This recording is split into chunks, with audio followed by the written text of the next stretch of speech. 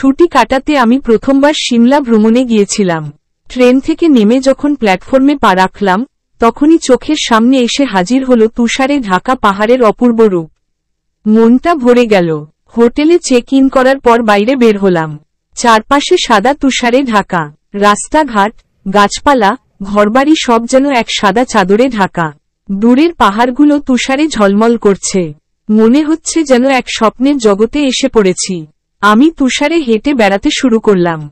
তুষার স্পর্শ করতে ঠান্ডা লাগলেও মনটা ভরে গেল। ছোট ছোট শিশুরা তুষারে গড়ছে বরফের মানুষ। আমিও তাদের সাথে মিশে গেলাম। বরফের মানুষ গড়লাম, তুষারে লড়াই করলাম। কত মজাই করলাম। সন্ধে হতেই আকাশে নেমে এলো অন্ধকার। তুষারে ঢাকা পাহাড়গুলো আলোকসজ্জায় ঝলমল করতে লাগল। দৃশ্যটা ছিল অপূর্ব। প্রথমবার সিমলায় বরফ দেখার অভিজ্ঞতা ছিল অবিস্মরণীয়। তুষারে ঢাকা পাহাড়, বরফে খেলা, গরম চা আর জিলাপি, সব মিলিয়ে এক অসাধারণ ভ্রমণ ছিল। এই ভ্রমণের স্মৃতি আমার মনে চিরকাল থেকে যাবে।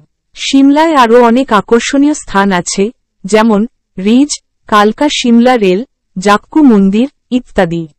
সিমলায় কেনাকাটার জন্য অনেক ভালো জিনিস পাওয়া যায়। শীতকাল ছাড়াও গ্রীষ্মেও সিমলা ভ্রমণের জন্য উপযুক্ত। আপনি কি প্রথমবার সিমলা ভ্রমণে গিয়েছিলেন? তাহলে আপনার অভিজ্ঞতা কেমন ছিল? আমাকে জানাতে ভুলবেন না।